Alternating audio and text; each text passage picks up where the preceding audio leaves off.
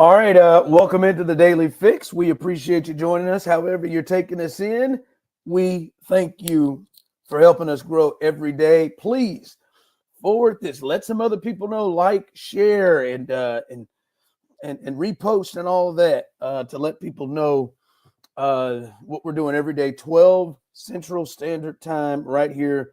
The Daily Fix, presented by Foolish Club Media. I am your host, Ron Hughley. Right there, in that little box where he rightfully belongs, is the very effervescent Steven Serta. Say hello to the people, Stevie. Hi. There he is, the famous hi from Steve Serta. And look, one thing I need you to do before we get into it, and many of you who roll with us every day, salute to you. We appreciate it. Hopefully you have done this. If you haven't, shame on you. Please head to our YouTube channel, Foolish Club Media. Like and subscribe, please. Like and subscribe at our Foolish Club Media channel on YouTube as we continue to grow this thing. And remember, if you do not do so, you are preventing my three beautiful, growing children from eating. All right, coming up, not going to hold you too long. I got to believe we've reached the window now.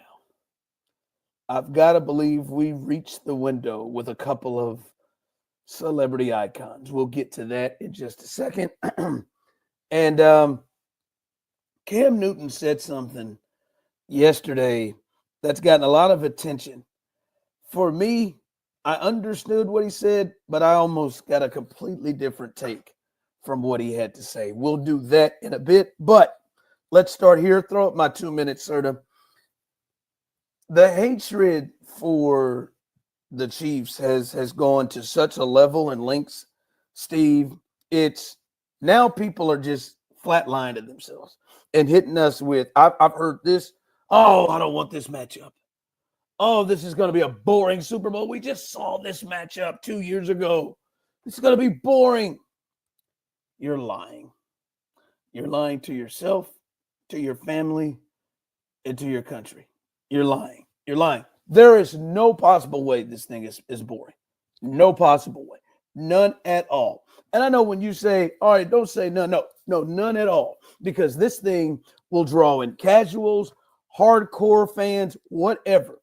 There's no way this thing can't be boring. One, for the simple fact, the Chiefs are in it. And everything that comes along with the Chiefs cannot make this boring. This isn't the Jags. This isn't the Vikings. This isn't anything close to boring. One, when you have the Chiefs, first, you have a team that has the number one star of the sport in it in his prime, the one everyone's chasing. And he's not even the most popular person to the casual sports fan on his own team. You've got the most popular person in all of football playing in the game in Travis Kelce. He is the most known football player in the world. Google it. You then have a team that is on an unprecedented run, trying to make history that hasn't been done in the 100 years of the sport, in the Chiefs going for a three-peat. Never been done. Not to mention, they have all of a sudden become villains and heels. And now so many people want to hopefully watch and see them lose. So many people, I think there are people who actually deep down want to have some sort of a referee controversy so they can talk about it. There's no way that this game is boring with the Kansas City Chiefs in it. Everyone knows in sports, when you have a gold standard that everyone's chasing, whether it's the Bulls, whether it's LeBron, whether it's the Warriors, whether it's the Yankees, whether it's the Patriots, whether it's Duke, whether it's Kansas, whether it's Alabama, if you have someone you got to chase, it always makes the sport better.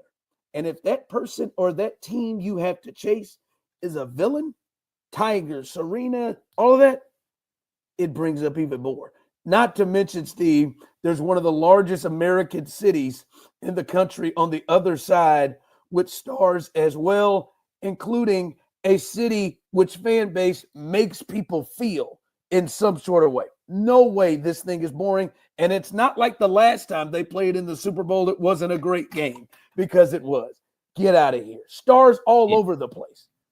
Yeah, this whole narrative that has kind of taken a stranglehold on this Chiefs playoff run is so frustrating because, like, what do we know for certain about the Chiefs? They play close games and they find ways to win close games. Like that's been their calling card this season. And it's so frustrating because, like, when you talk about a team looking to make NFL history, win their third straight Super Bowl, do something no one has ever done before, the thing that held up all of these other dynasties in that regard was like injuries and things, and players got old or whatever. Other teams came along, and the Chiefs had to face that this season with all of the injuries that stacked up throughout the course of the year. And they still got back there. They were still the best team in the NFL.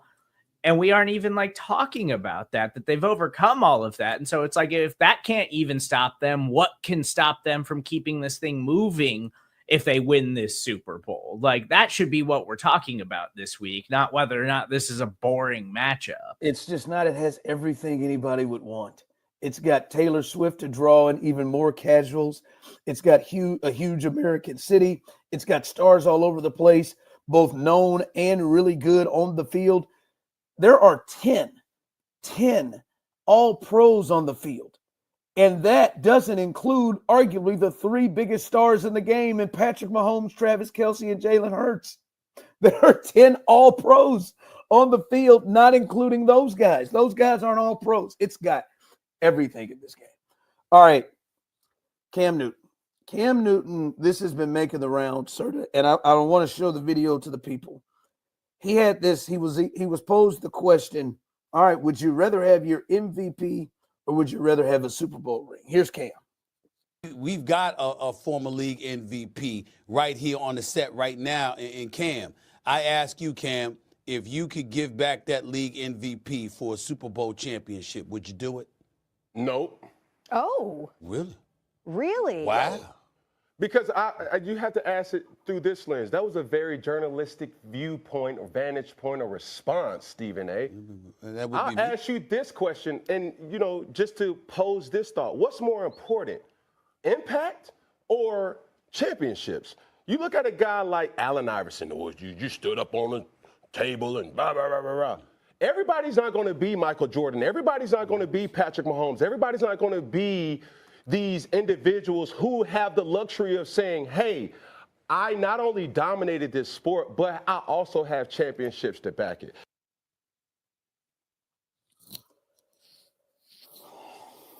I'm glad you cut it off there because he did some more a little bit later on that makes my point even worse.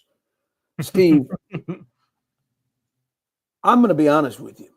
I'm telling you, this is going to be a direction that no one is going to know it was going. I actually find it refreshing, his point, because I think there are a lot of people who feel that way. That they would rather, no, I'm going to have an MVP. Give me my MVP. No, I worked really, really hard at this. My issue is, and he went on to do it even worse, is somebody has got to get to Cam. And somebody that has it in him to talk to him, whether that's Ryan Clark, whether that's L. Duncan, whoever it is. And I feel really bad because I really like Cam Newton. And I think Cam Newton's really, really smart. But for some reason, he has convinced himself that he has to try to use words or phrases or statements that he doesn't ever normally use to try to make himself sound more intelligent. That's what it comes off as. And I've been there before. I've done it in writing, just thrown in words that I think make it sound better. And he doesn't ever talk like that. That's a very journalistic. What the hell is that? Earlier today, I was watching him. He said, I don't mean you don't want to do this with Mahomes to poach the bear. Like, what is poach the bear? It's poke. Like it's, but I mean, he doesn't. Remember, he said the cat in the whatever. It didn't say the cat in the hat that one time. He doesn't know Dr. Seuss. He does it week after week, where he puts in words that don't fit in the space, and you can tell he's doing it.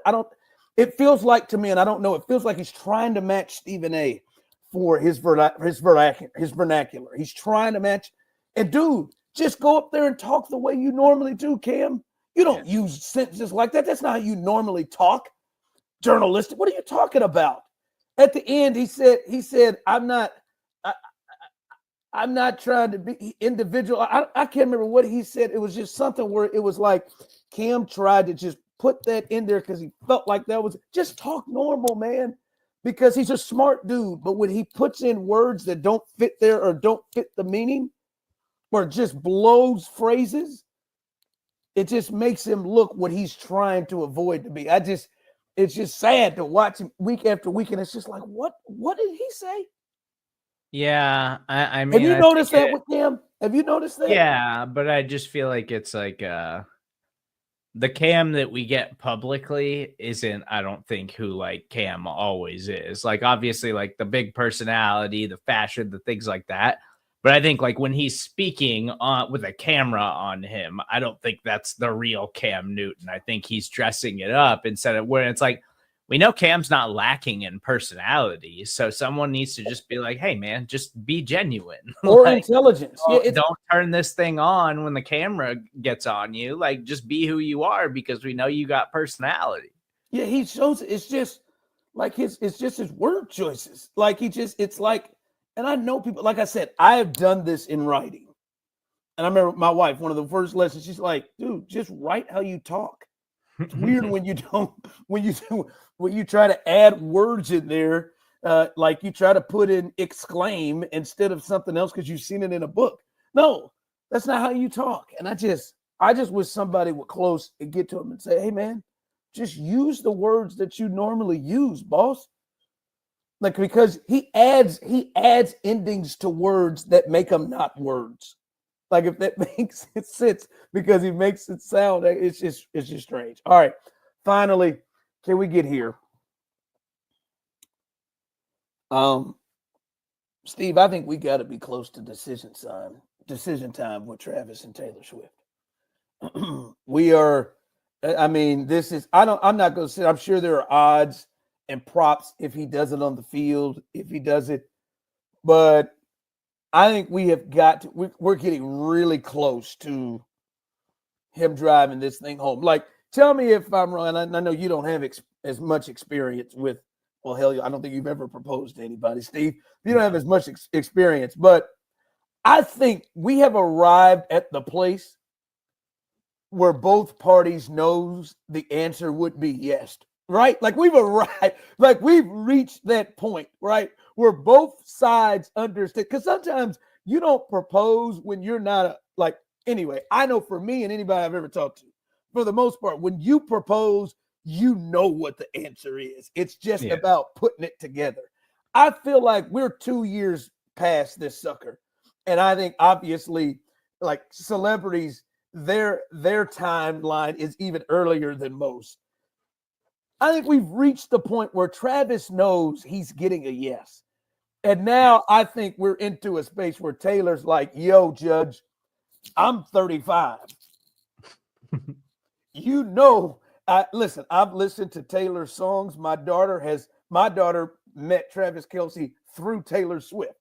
And I have had to sit in the car and listen to many of those songs because my daughter wants to hear them. I've listened to those. I know Taylor wants kids. And I mean with an S. And we're 35. And look here, Trav, it's about time, baby. You don't have another off season. This has to be happening any moment now. Well, yeah. I mean, it does seem like it's trending that direction, like in the AFC Championship clips that they released from the NFL this week, where she's like talking about how it was so different and how it was so incredible, like seeing them win the AFC Championship game at Arrowhead, because last year it was in Baltimore and it was so different, like winning it at home as opposed to on the road. Like the way she was looking at him, I was like, oh yeah, this is. Did you see it too? A done deal. But did you see it too? They did a double kiss. Yeah. He gave her a kiss, then got to Donna, kissed her, and then came back and said, I need them lips again, baby. Give me them things. Yeah. But I don't think it's gonna be like and this may be Travis Kelce's like right off into the sunset. Like You're right. he might hang it up after this, but I don't think he's going to propose it like the Super Bowl or something. That's we got to take care of business in this game, cement my legacy. Maybe I retire after this, but then in the offseason, we're going to get that Instagram post where it's just like a ring on Taylor's finger. It's private. I will be very disappointed if he's up there with Kevin Burkhardt or whoever it is, or Terry Bradshaw, and he says, hold on, Taylor, come up here to the podium. I don't think Taylor's into that. I think Taylor's very private with things like that. I would be very disappointed if that's what he did. I'm Courtney.